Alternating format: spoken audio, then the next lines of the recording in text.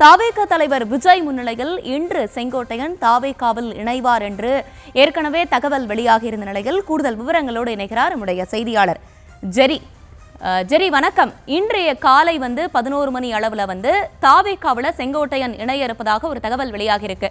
ஏற்கனவே புசி ஆனந்துக்கு இணையாக அவருக்கு ஒரு முக்கியமான அதிகாரம் கொடுக்கப்படும் அப்படின்னு தெரிவிக்கப்பட்டிருந்த நிலையில அவருக்கு கட்சியில என்ன மாதிரியான ஒரு பதவி கொடுக்கப்பட வாய்ப்பு இருக்கு? முழு விவரங்கள்.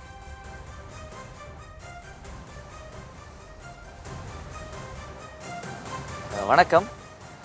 செங்கோட்டையனுக்கும் எடப்பாடி பழனிசாமிக்கும் நீண்ட காலமாகவே முரண்பாடுகள் இருந்து வந்தாலும் கூட மூவர் அணியோடு அவர் தேவர் ஜெயந்திக்கு சென்ற பிறகுதான் அவர் கட்சியிலிருந்து முழுவதுமாக நீக்கப்படுகிறார். அதன் பிறகு செங்கோட்டையனுடைய நிலை என்னவாக இருக்கும்?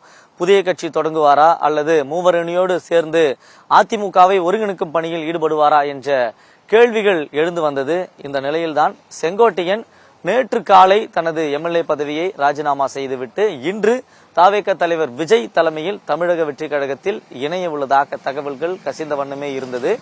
அதனுடைய முன்னோட்டமாகத்தான் இன்று தமிழக வெற்றி கழகத்தினுடைய தலைமை அலுவலகத்தில் பவுன்சர்கள் பாதுகாப்போடு விஜய் வருவதற்கான அனைத்து ஏற்பாடுகளும் நடந்து வருகிறது. செங்கோட்டையன் தமிழக வெற்றி கழகத்தினுடைய அலுவலகத்திற்கு அருகிலேயே ஆதவர்ஜினாவுடைய கெஸ்ட் ஹவுஸில் தங்க வைத்திருப்பதாகவும் கூறப்படுகிறது. காரணம், சென்னையிலிருந்து இங்கு வருவதற்கு தாமதமாகும், உடனடியாக வர வேண்டும் என்பதற்காகவே அவர் இங்கு அருகிலேயே தங்க வைப்பதற்காகவும் கூறப்படுகிறது. செங்கோட்டையன் 50 ஆண்டு காலத்திற்கு மேலாக அதிமுகவில் பணியாற்றியவர். களப்பணியில் அவருக்கு ஏராளமான அனுபவம் இருக்கிறது. தமிழக வெற்றி கழகத்தை பொறுத்த வரைக்கும் இங்கு இருக்கக்கூடிய தலைவர்கள் அரசியலுக்கு புதிது, களத்திற்கும் புதிது. அப்படி இருக்கையில செங்கோட்டையனுக்கு எது போன்ற பதவி கொடுத்தால் சரியாக இருக்கும் என்று பல வினாக்கள் எழுந்து வந்தது. அந்த சூழலில்தான் விஜய்க்கு அடுத்தபடியான பொறுப்பு செங்கோட்டையனுக்கு வழங்கப்பட இருப்பதாகவும் கூறப்படுகிறது.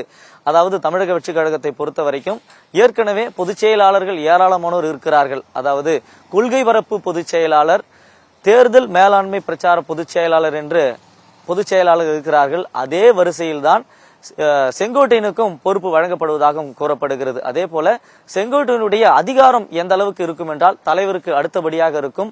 சமீபத்தில், அதாவது கரூர் கூட்ட நெரிசலுக்கு பிறகு தமிழக வெற்றி கழகத்துல 28 பேர் கொண்ட நிர்வாக குழு ஒன்றை தன்னுடைய நேரடி கட்டுப்பாட்டில் இருக்கும் என்று விஜய் தெரிவித்திருந்தார். அந்த 28 பேர் கொண்ட நிர்வாக குழு செங்கோட்டையனுடைய கட்டுப்பாட்டில் இருக்கும். அவர் நிர்வகிப்பார்.